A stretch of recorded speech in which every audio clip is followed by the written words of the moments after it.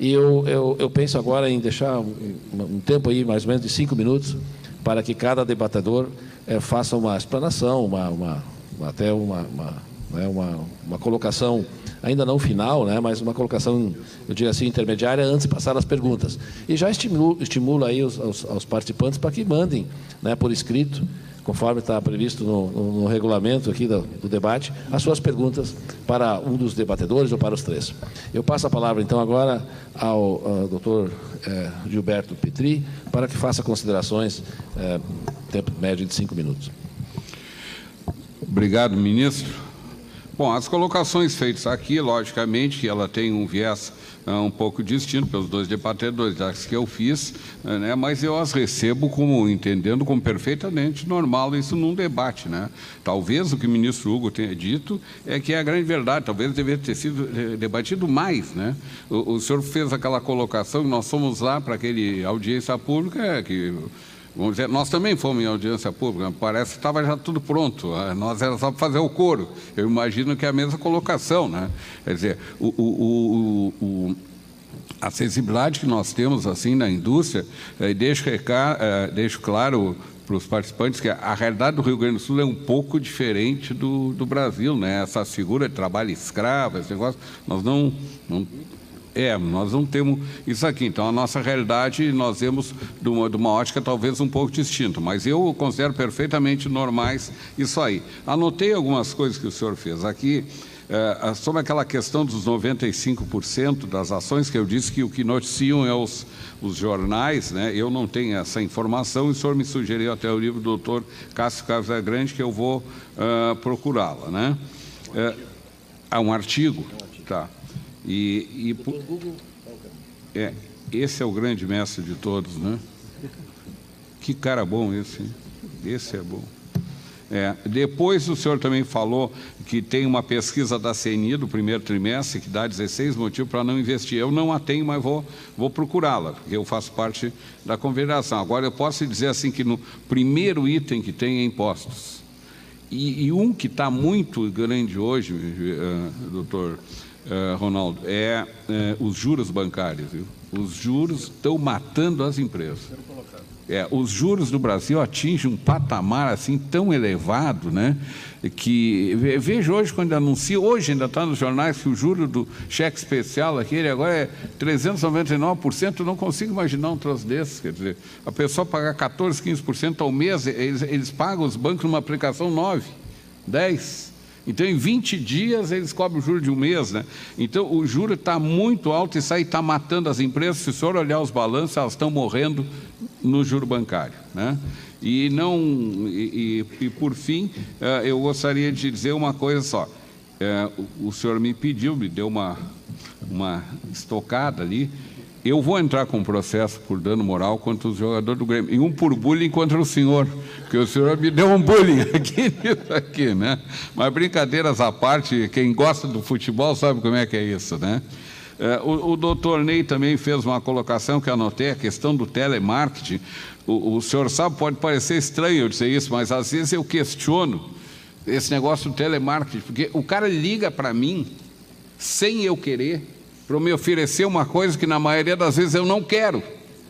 E doutor Ney, ele liga 10 vezes para dizer, para mim negar para ele, por isso que o cara fala. E quem sofre, na realidade, é a pessoa que está no telemarketing, que recebeu a função de fazer, porque é um emprego que ela tem, né? Mas é um negócio terrível, aquilo todo mundo sabe, aquilo, oferecendo cartão de crédito, não sei o quê, para cancelar um cartão de crédito, então, é um terror.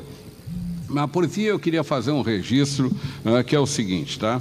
Eu tenho um profundo respeito pela atividade do juiz, em qualquer circunstância, porque o juiz é uma pessoa que ele dispõe ou do patrimônio ou da vida das pessoas, conforme o ramo do direito que ele esteja. E isso é muito difícil. A decisão de julgar, de dar sentença, é uma coisa muito difícil. Pode não parecer, pode parecer cômodo, mas cada vez que ele dá uma sentença, ele tem um sofrimento. Nós tínhamos um colega no TRT da 4ª Região, que eu vou me permitir não dar o nome, ele sofria para dar uma sentença, às vezes ele fazia 3 sentenças, e dizia, eu não posso errar. Ele não queria prejudicar nenhuma das partes, né? Então, essa decisão é muito difícil. Eu comparo o juiz ao médico de emergência, ele não pode errar. O juiz, infelizmente, ele tem essa dificuldade, ele não pode errar, né? Se nós olhar essas decisões todas que tem aí no curso da Lava Jato, eu não posso acreditar que os juízes que ficam aí não sofrem para dar essas sentenças, seja para um lado, para o outro, seja envolvidos como estão nisso aí. É uma pessoa que é a pessoa que não está, vamos dizer, eu não tenho esse sofrimento, né? O cara que trabalha ali joga o futebol não tem, o outro lá que não tem, o engenheiro, assim, o juiz tem esse sofrimento. Então, eu respeito muito os juízes e comparo eles à figura do sábio da antiguidade, que quando as pessoas não sabiam como é que resolvia uma questão numa disputa entre eu e o ministro Hugo, nós vimos lá o doutor Ronaldo, que era aquele sábio que estava lá, né, na antiga Ágora lá, e daí ele via lá, e o que ele dizia valia. Então, eu acho o juiz, essa figura respeitabilíssima, ele tem que ser o juiz perfeitamente equilibrado, ele não pode pender nem para um lado nem para o outro, senão ele perde a isenção, né? Então, eu rendo aqui as minhas homenagens a esses que fazem sentença diariamente. Muito obrigado.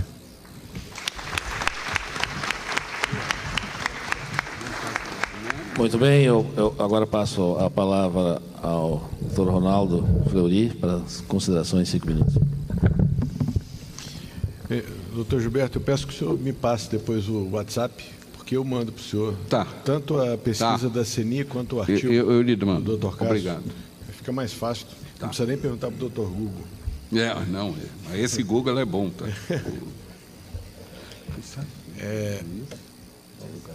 O doutor Ney, essa abordagem acerca do meio ambiente, trabalho e a reforma, tem questões que, por ele abordada, aliás, eu confesso que eu até comentei aqui com o ministro Hugo,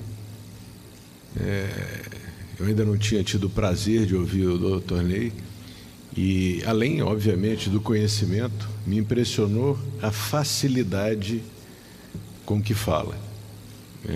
Eu confesso que eu gosto de ver pessoas falando com facilidade, com discurso fácil. Eu tenho absoluta aversão à linguagem difícil, chamar juridiquês. Descanso semanal, para mim, é descanso semanal, não é repouso hebdomadário.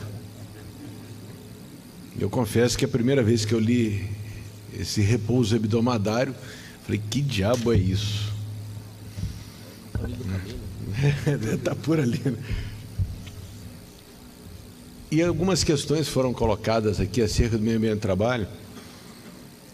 A primeira que é interessante, né? A tentativa do legislador em tratar o juiz do trabalho, a juíza do trabalho, como subjuízes. Olha, jornada de trabalho não é meio ambiente do trabalho. Está escrito lá. Boa. Está escrito, mas peraí, como que não é meio ambiente de trabalho? Então, se eu coloco trabalhadores, por exemplo, que trabalham no corte da cana, eu permito que eles trabalhem, ou determino que eles trabalhem 14 horas por dia, isso não tem nada a ver com meio ambiente de trabalho? Vamos puxar para uma área que eu gosto, e já os tranquilizo, podem me chamar de louco de todo gênero, mas eu gosto de trabalho portuário, confesso. Um trabalhador que opera um portainer, fazendo uma movimentação de um container de 40 toneladas, esse trabalhador, se tiver sujeito a uma jornada de 12, 14 horas, ele coloca em risco a embarcação, coloca em risco todos os trabalhadores, todas as vidas humanas que estão ali. Eu confesso que eu não consigo entender de que mente fértil saiu essa ideia de que meio ambiente, de jornada não é meio ambiente. E outras questões também, foi a questão do trabalho insalubre da lactante e da gestante. Coincidentemente, doutor Ney, no dia que eu estava indo para a audiência pública, no Senado Federal, que eu debati com o ministro Ives Gandra. Eu, no caminho, a minha vizinha de porta, ela é médica, é nefrologista, tem uma clínica de hemodiálise, e ela me perguntou justamente isso, que ela tinha uma enfermeira da clínica que estava grávida. Como é que eu faço? Eu falei, não, por enquanto, ainda não foi aprovado, tudo, continua aplicando, tira ela, coloca ela em atividade administrativa, etc. E quando eu cheguei na audiência pública, eu falei sobre esse tema. E é interessante, porque quando a gente fala que uma empregada gestante ou lactante não pode trabalhar numa atividade com alto grau de insalubridade, essa proteção não é da empregada. Isso não é um direito trabalhista. Isso é um direito da criança e do nascituro. Volta a pergunta: que país que a gente quer quando a gente não cuida de uma criança, quando a gente não cuida de um nascituro? Por quê? Porque a preocupação é que eu não precise contratar, ainda que temporariamente, alguém para substituir naquele trabalho, porque vai me custar dinheiro. A monetarização do ser humano. O direito do trabalho está virando um direito monetário. Isso ficou muito claro ontem, doutor Ney, no julgamento do amianto, o voto do ministro Marco Aurélio, oriundo do Ministério Público, do Trabalho e da Magistratura do Trabalho, ambos somos. Não dá para puxar só, empurrar, né? Esse é seu, não é meu, não. Os dois. O voto dele, ele fala que eu contei 8 vezes, pelo menos, na questão financeira. Nós estamos lidando com vidas. E eu confesso que pode até ser uma deficiência minha, mas eu não consigo quantificar em valor nenhuma vida humana. Que esse debate, eu novamente enalteço essa diferença de visão, ainda bem que a gente ainda pode discutir isso no Brasil. Eu cresci no ambiente da ditadura e quando eu fiz 21 anos, eu ganhei de presente do meu tio, que era militar, era general do SNI. Eu fiz 21 anos, já tinha acabado o regime militar. De presente, eu ganhei um envelope pardo. Dentro desse envelope pardo estava a minha ficha no SNI. Falei, caramba, eu tenho ficha no SNI. O que que tem? Tinha o meu discurso de criação do Centro Acadêmico, professor Roberto Lira Filho, aqui do Rio Grande do Sul. Um discurso de um fedelho de 16 anos que achava bonito falar, que era época de rebeldia. Ditadura era isso, era pegar um servidor público, vários servidores públicos, um para gravar, outro para degravar, todo um discurso de um menino de 16 anos que estava criando um centro acadêmico. Para quê? Para, talvez, se eu continuasse no movimento estudantil, uma punição, melhor nem pensar. Então, ainda bem que a gente pode discutir, é bom que a gente discuta e que dessa discussão séria a gente possa melhorar, progredir e não regredir. Muito bom. De imediato eu passo a palavra para as considerações intermediárias, que eu diria assim, para o juiz Ney Maranhão. Bom, eu quero agradecer, né, mais uma vez o convite, agradecer também os elogios ofertados aqui pelos colegas, dizer que esse é um tema que realmente me mexe comigo, é uma objeto da minha pesquisa, de meu estudo de doutorado, Saúde e Segurança do Trabalhador. Eu acho que eu assisti uma palestra agora no TST do Christophe Dejoux, que é um médico, um estudioso, um filósofo também, uma pessoa extremamente conhecida e reconhecida no campo da saúde mental do trabalho. E ao final da palestra ele disse que nós, como seres humanos, temos sempre o poder de escolha, escolher bem, né? decidir bem ao final. Nós podemos escolher o caminho, porque temos racionalidade, nós temos opções a tomar como seres humanos. Isso não faz diferença. E tudo gira em torno de que valores nós vamos abraçar e cultivar. Isso é a verdade. Aquilo que aquece o nosso coração, mexe com a nossa alma, dependendo daquilo que a gente acalenta, dos valores que a gente nutre, vai ser determinado o nosso futuro, como pessoa, como nação e como sociedade. Para os alunos, eu sempre digo, a nossa Constituição, isso já foi afirmado aqui também pelo doutor Fleury, a nossa Constituição escolheu a dignidade humana como referência. É uma referência normativa, uma referência axiológica, é uma referência de todo o sistema. É debaixo da luz da dignidade humana que todo intérprete do direito deve se debruçar sobre o ordenamento jurídico. Então, eu acho que o importante nesse momento é nós escolhermos os valores certos a nutrir e a cultivar. A perspectiva que eu coloco para vocês, nesse embate de ideias, é uma perspectiva que busca proteger, tutelar a dignidade humana. Isso não é contraposto ao lucro, muito pelo contrário. O lucro é lícito, é legítimo e deve existir. Como nós viveríamos sem o empreendedorismo, sem a coragem desses empresários, especialmente num contexto hostil como o brasileiro, cheio de tributos e dificuldades? Nós sabemos que é difícil. Então, mas a nossa Constituição, ela afirmou a pauta da dignidade, da existência digna, da justiça social. É aquilo que é o desenvolvimento sustentável. O professor Gerd Winter disse que o desenvolvimento sustentável é baseado no crescimento econômico, na proteção ambiental e no resguardo social. Então, é preciso um equilíbrio. Parece que houve uma dose de exagero na reforma trabalhista. Eu faço essa crítica como acadêmico. Parece que houve um pêndulo, voltou um pouco mais para um lado. E a nossa tarefa é de tentar fazer com que esse pêndulo retorne a um equilíbrio. É fazer com que esse espectro da realidade brasileira hoje possa voltar ou ter um equilíbrio que talvez nunca tenha tido.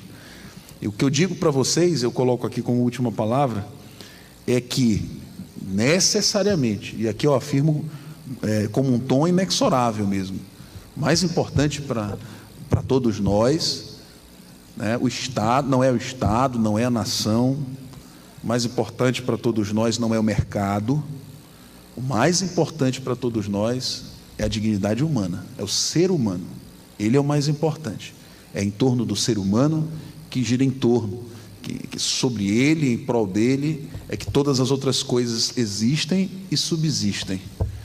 E é essa opção, sobretudo ética, que deve dirigir as nossas decisões, como profissionais, como estudiosos, como estudantes, como juízes, como empresários.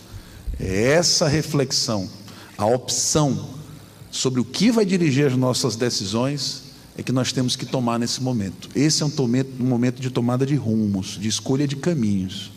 Nós precisamos ser claros nos caminhos que nós vamos optar. A proposta que se coloca é que a dignidade humana continue sendo uma referência ético-jurídica na perspectiva e na realização do direito. Esse é um campo de civilidade que eu não quero e acredito que a sociedade não quer abrir mão. Nós chegamos a duras penas a isso. Nós não podemos deixar isso desaparecer nem passar entre os nossos dedos. Essa é uma responsabilidade nossa. Optar e optar bem. Se o que nos dirigirá à mente vai ser a pessoa ou qualquer outra coisa, que não a pessoa. Eu queria deixar essa pequena reflexão no final, agradecendo mais uma vez a oportunidade de cruzar o Brasil, o doutor Rodrigo, né, a mesa do ministro Scheuermann, né, os meus diletos companheiros de mesa, e colocando mais uma vez à disposição, quem quiser continuar o diálogo, fazer algum questionamento, eu me coloco à disposição. Muito obrigado.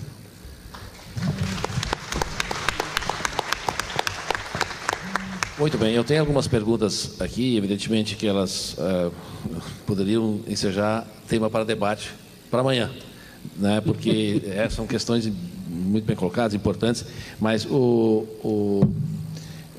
O doutor Ronaldo me pediu para que fizesse as dele em primeiro lugar, porque precisa ir para o aeroporto. Sim. Se não é uma oposição, eu farei. A primeira delas é uma pergunta do SOS Empregador Doméstico. E a pergunta é a seguinte: se a Lei Complementar 150/2015 é clara que a CLT se aplica subsidiariamente, e no artigo 1º fala que a empregada doméstica é aquela que trabalha mais de 2 vezes por semana, e o artigo 2º é que determina a jornada, ela pergunta, a pergunta é a seguinte, porque ela é empresa, né, SOS, não sei, por que foi falado que existe a possibilidade de contratar doméstica com empresa individual constituída? Se aplica a CLT para doméstica no sentido de contratar como pessoa jurídica? Bem, essa questão é exatamente o que nós falamos aqui, que essa interpretação vai caber a nós, procuradores, juízes e advogados. É exatamente do que estávamos falando. Se nós pegarmos simplesmente as alterações feitas pela reforma trabalhista, eu não tenho dúvida nenhuma, eu posso contratar uma empregada doméstica, uma empresária doméstica como PJ. Mas aí a gente faz a interpretação sistemática, puxa a lei complementar, puxa os princípios constitucionais, etc., a própria CLT, e a gente desmonta esse raciocínio. A própria pergunta responde já. Muito bem, eu faço a seguinte pergunta, que na realidade ela foi dirigida uma vez para o juiz Ney Maranhão, uma que não foi dirigida a nenhum dos 3 especificamente, melhor dizendo, mas ela se resume as 3 dizem sobre o mesmo tema. Eu vou fazer a pergunta, então, a última pergunta para o doutor Ronaldo. Se as normas de direito material trazidas pela Lei 13.467 poderão ser aplicadas aos contratos de trabalho vigentes? E a partir de que instante aplicar-se-ão as novas normas processuais, a exemplo da sucumbência? E tem mais 2 perguntas que estão, na verdade, dizem respeito ao mesmo assunto. Bem, com relação à aplicação aos contratos vigentes, em não havendo o direito assegurado no próprio contrato, apenas a remissão à legislação material, penso eu que a aplicação é imediata, inclusive, aos contratos vigentes, como, por exemplo, a questão das horas in itinere. Se não está previsto no contrato, eu entendo que é aplicável. Agora, se há previsão no contrato, não. Aí haveria necessidade de uma alteração contratual, que aí já entra a questão, que é o problema do mal feito, né?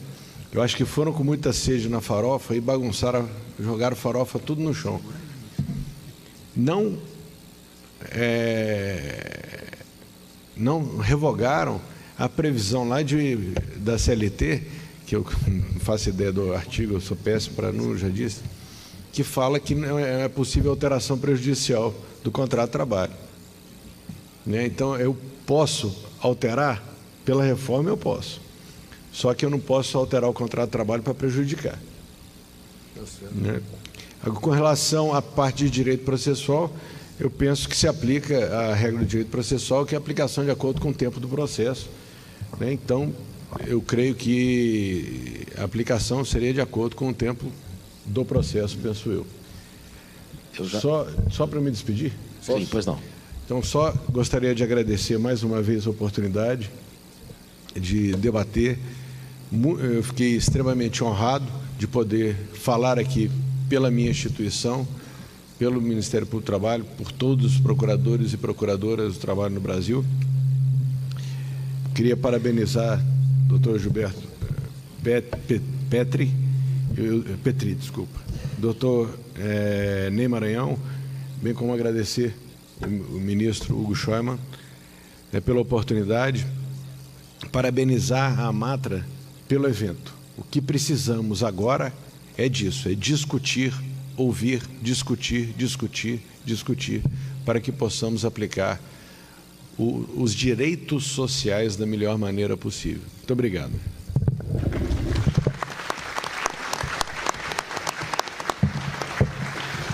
Fazendo um pequeno intervalo nesse aspecto, ainda tem mais perguntas para serem respondidas, mas eu convido então o doutor Rodrigo Trindade, né, para fazer Quem? É que como tem que quebrar o protocolo, porque o Dr. Ronaldo precisa se retirar. É o Thiago Maldi. Doutor, não sei. Doutor Marcos Fagundes Salomão. Doutor Marcos Salomão, para fazer a entrega. Desculpe, faça a palavra para o cerimonial. Doutor Marcos Salomão, diretor da Amatra, fará a entrega, então, da CLT comentada pelos dias de trabalho da 4ª Região. Agradecendo mais uma vez a participação do doutor aqui no nosso evento. Por favor, doutor Marcos Salomão. Obra que é organizada pelo presidente da Amatra 4, doutor Rodrigo Trindade. Dessa forma, a Amatra agradece mais uma vez a presença, participação do senhor aqui no nosso evento. Já está ficando com o cabelo grisalho, velho? Tudo bom?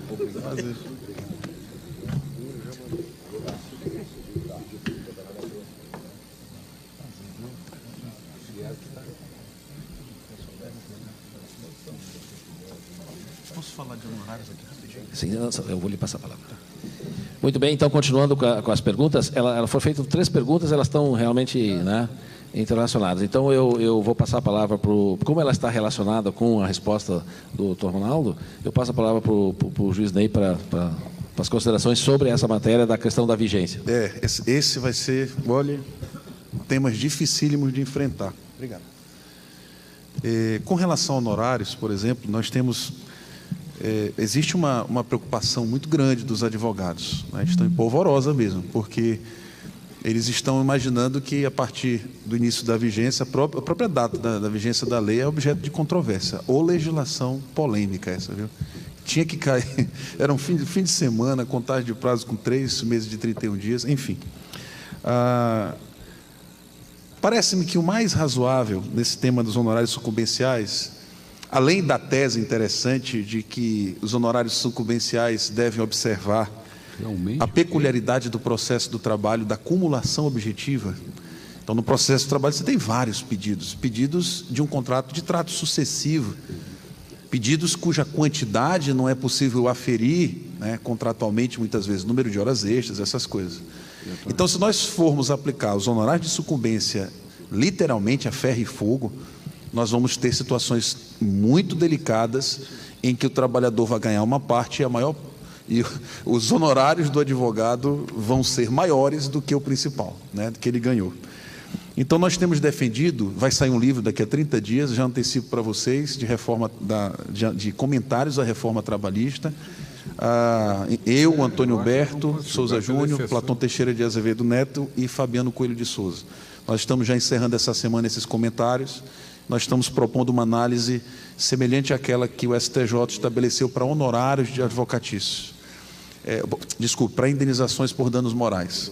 Então, se a pessoa perde R$10.000 de indenização por danos morais, mas só ganha 5, não há honorário de sucumbência nesse caso, porque o pedido em si foi procedente. Nós estamos propondo essa reflexão, essa generalização do raciocínio para outras parcelas. Então, se alguém pediu 20 horas extras, ganhou só 5, o pedido em si foi procedente, a quantidade foi que não foi dentro do pedido. Então, não caberia honorário de sucumbência nesse particular. Quanto à vigência, a minha posição, isso é muito polêmico, é que essa norma ela é processual de efeitos materiais e que a questão da sucumbência tem a ver diretamente com a postulação. Então, esse é um risco que precisa ser tomado e aferido no momento de redigir a petição inicial e protocolizar. Então, parece-me mais razoável, traz mais segurança jurídica, aplicar os honorários de sucumbência a partir das ações ajuizadas a seguir da vigência da lei. Então, essa parece ser uma perspectiva que dá um pouco de segurança jurídica à situação, né, e parece ser um caminho, a meu ver, mais justo para esse polêmico tema. Muito bem. Agora eu passo... As perguntas foram formuladas para o senhor Gilberto Petri. A primeira delas, o senhor afirmou mais de uma vez que o empresário tem que ter vendas para pagar os seus empregados. Então, lhe pergunto, como garantir as vendas com empregados com contratos precarizados e remunerações reduzidas e que, portanto, não terão poder aquisitivo? Bom, na constituição de uma sociedade, nós temos que ter determinadas funções, vamos dizer, que são exercidas, por exemplo, o Estado, né? A questão de segurança, a questão de educação, que pode ser público ou privado, mas tem funções que não pode se delegar. Eu não posso pegar e delegar o juízo para alguém que não seja tutelado pelo Estado. Quer dizer, não imagino o juiz privado fazendo sentença, né? Então, essas pessoas têm que ter uma remuneração. Para isso, existem os impostos, que são arrecadados dos meios de produção, seja primário, secundário, terciário. Então, eu acho que tem que ficar uma coisa bem clara para os senhores, que o empresário precisa do funcionário tanto quanto o funcionário precisa do empresário. Não existe essa ideia de empresa sem funcionário ou emprego sem empresa. Isso não existe. Então, nós temos uma harmonia de trabalho, né? E eu não vejo por que razão que, havendo algumas mudanças que façam na reforma trabalhista, que os serviços dos funcionários estarão precarizados e desmotivados. Isso não é verdade. Isso não é verdade. Vocês podem ter certeza, tá, que as empresas têm o melhor interesse em ter os empregados o mais motivados possíveis. É interesse do funcionário visando progressão e é interesse das empresas visando que tem um ambiente de trabalho saudável. A outra pergunta é, prezado Gilberto Petri. Segundo notícias veiculadas em março de 2017, o Rio Grande do Sul tem 7 empregadores na lista de trabalho escravo. E entre 2011 até o final do ano passado, 503 trabalhadores atuando dessa forma precária. Como as condições desses trabalhadores irá melhorar após a reforma? Bom, a Federação das Indústrias não defende o trabalho escravo, né? Nós temos na nossa base 32 mil empresas com 902 mil empregados. Se cita um número de 7 empresas que fazem isso aí, 500 empregados, eu não posso entrar num debate de discutir um número ínfimo mesmo perante a condição. E se está havendo trabalho escravo, esse empresário que está fazendo isso tem que ser penalizado. Nós não compactuamos com o trabalho escravo. Até um detalhe interessante, viu? Quando saiu uma lei que diz agora foi regulamentado, você lembra a lei que regulamentou o trabalho escravo? Quer dizer, surgiu nos jornais essa notícia, que é uma maneira da imprensa divulgar um negócio gozado. Como é que pode regulamentar o trabalho escravo? É como se permitisse, né? Eu ainda brincava, isso aí não podia ter saído dessa forma, né? Muito bem, eu vou já passar outra pergunta. E já, acho que a partir de agora eu declaro encerradas as perguntas, porque senão nós não... Né? Doutor Petri, qual a sua visão da desigualdade social no Brasil? Como reduzir essa desigualdade social? Honestamente, o senhor acredita que essa reforma trabalhista não aumenta esse abismo social? Não, eu creio que não, né? Eu acho que a desigualdade social é um problema macro. Não é na Justiça do Trabalho que nós vamos fazer distribuição de renda. A Justiça do Trabalho está ali para julgar, exercer essa função que eu faço com propriedade, mas não é por aí. Eu acho que a questão da desigualdade de renda é um problema assim... como é que eu vou dizer, não é estrutural do Brasil e tem que ser melhorado de uma maneira que melhore todas as condições de desenvolvimento do país. Eu citei antes, que faz 50 anos que eu ouço dizer que é o país do futuro e com todas essas potencialidades que nós temos aqui, a gente não consegue vendar. Veja bem a questão do pré-sal, né? As pessoas pouco atentam, mas a Petrobras hoje tira 1.500.000 barris por dia da área do pré-sal. Vocês têm ideia quantos países do mundo produzem 1.500.000 barris de petróleo? Deve ter 8, 10. Dá para citar. E ela tira isso aí talvez não seja dado o devido valor nesse trabalho fantástico que ela faz nisso aí. Teve seus problemas, lá que todo mundo sabe, não adianta repetir, mas é só com o desenvolvimento estrutural do país como um todo é que as condições de todos vão melhorar, né? Volto a dizer que a federação defende o desenvolvimento do país como um todo. Muito bem, agora eu vou fazer uma pergunta para o doutor Ney e já, na resposta, eu já faço as considerações finais. E depois eu faço a última pergunta ao doutor Gilberto Petri, que também aí fará suas considerações finais juntamente com a resposta à pergunta.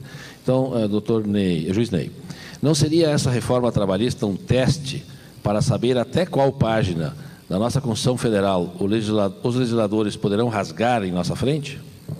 Até onde será permitido esse descaramento?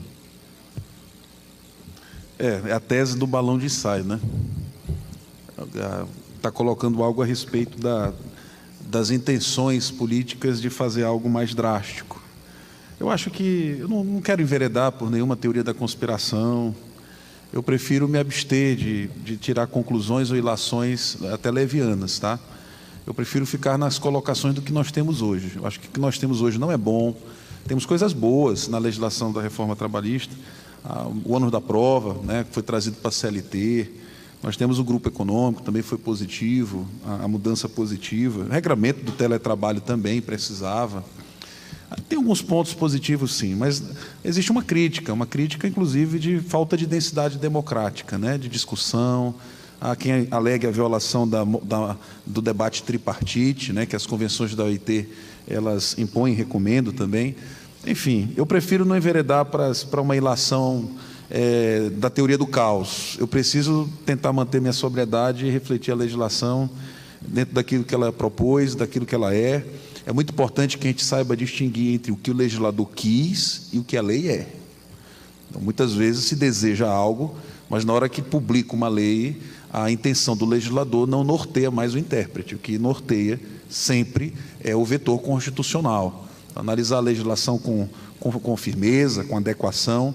Não concordo com quem deseja rasgar a legislação, né, imprimir insegurança jurídica, mas é evidente que uma legislação, a leitura literal, gramatical, ela é sempre a mais pobre. Isso aí nós já aprendemos. A leitura da lei, porque é obra humana, e obra humana é falha, é limitada. Nós precisamos sempre fazer uma interpretação sistemática, de preferência sistemático-constitucional. Então, eu não vou entrar na teoria da conspiração, mas eu vou entrar na teoria da análise constitucional, sistemática da coisa, né? Me parece que realmente há muito a se refletir sobre a reforma trabalhista. Possibilidades de emenda à Constituição, de alteração constitucional, ou até de uma nova constituinte, sempre se fala, sempre se reporta. Eu prefiro crer que a reação, né, a própria necessidade de uma MP que pode nascer a qualquer dia, isso seja um sinal de que é preciso pensar um pouco mais, refletir um pouco mais sobre essas mudanças. Quem sabe sirva até como um aprendizado para todos nós, especialmente para o legislador, de que mudanças tão impactantes não precisam ser tão aceleradas, muito pelo contrário. Elas devem demandar debate, discussão, acalorada às vezes, mas sempre quando a gente debate, discute, a gente aprende, vê outros horizontes. Então eu prefiro crer que esse é um momento de autoconsciência, de reflexão. Não é fácil, mas a gente tem que sair dessa fase de letargia ou até de apatia. Eu vejo muita gente apática, desanimada. Nós temos que sair disso, nós temos que entrar na fase da ação, da reflexão, de propor caminhos e não se lastimar ou lamentar. Então nós temos que realmente arregaçar as mangas e partir para uma hermenêutica humanística, constitucionalizada. É isso que eu acho que nós temos que fazer. Ocupar nossa mente com realmente oferecer caminhos adequados para esse tipo de reforma trabalhista. Muito bem, então eu também faço agora a última pergunta e depois já fazer as suas considerações finais, doutor Gilberto Petri. A pergunta é a seguinte: o senhor realmente, e aí deve faltar um termo aqui que seria acredita, que não está escrito, mas eu coloco, o senhor realmente acredita que a reforma beneficia os trabalhadores? Se sim, após esse lindo e espetacular debate, vou repetir, sim, se após esse lindo e espetacular debate, o senhor ainda concorda com a sua opinião? Bom, eu entendo que o debate foi muito bom, muito rico, né?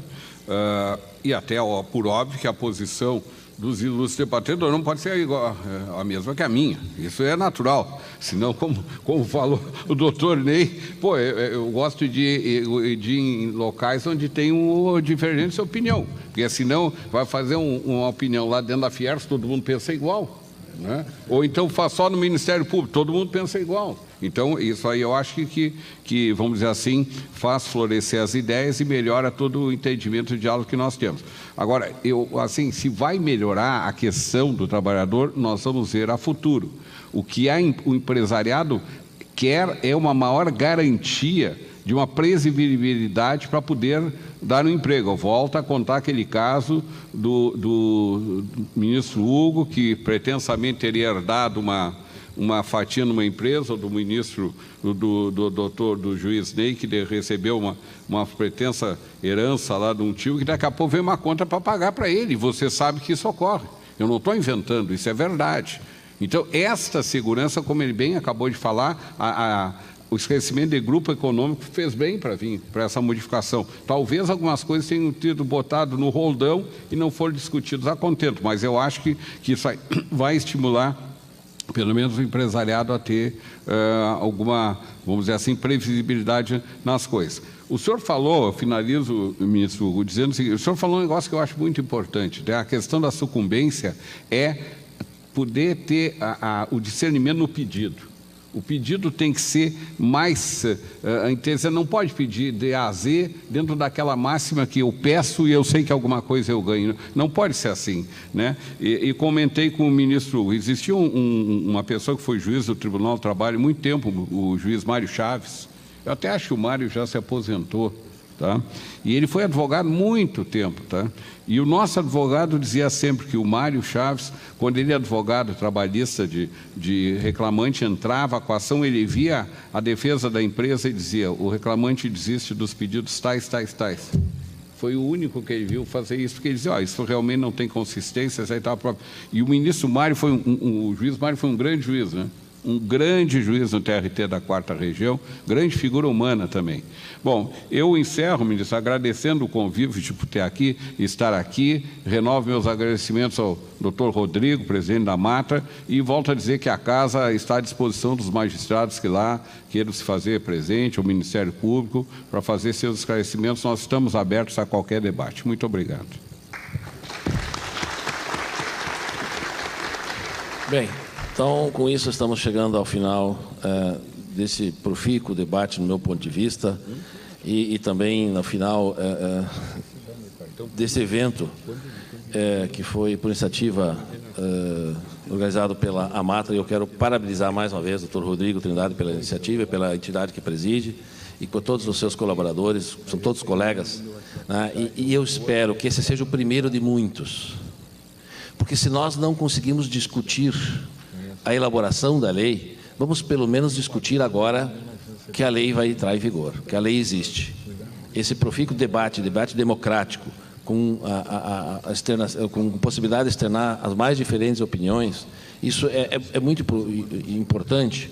E eu não procurei, até de certa forma, evitar qualquer conclusão acerca de temas em relação a essa matéria, pelo que eu já externei, mas eu tenho uma coisa é certa. Uma coisa é certa.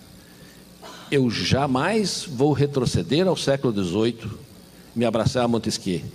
Eu jamais serei juiz boca de lei novamente, como está escrito nessa reforma. Isto não é viável, nós não podemos ser juiz boca de lei, nós não somos mais. Isso foi no século XVIII. Nós temos que nos munir das regras da interpretação para que possamos criar direitos, sim, das nossas decisões. Muito obrigado.